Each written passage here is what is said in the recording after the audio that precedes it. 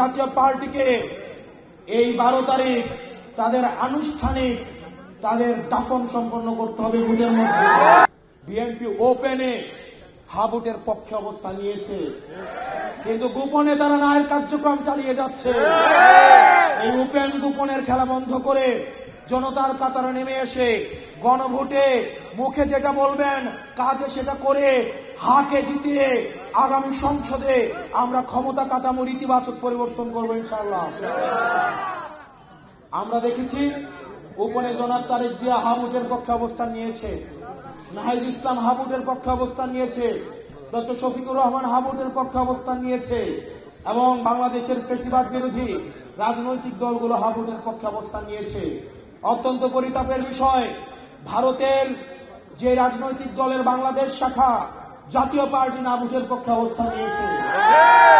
এই জাতীয় পার্টিকে এই 12 তারিখ তাদের আনুষ্ঠানিক তাদের দাফন সম্পন্ন করতে হবে ভোটের মধ্যে।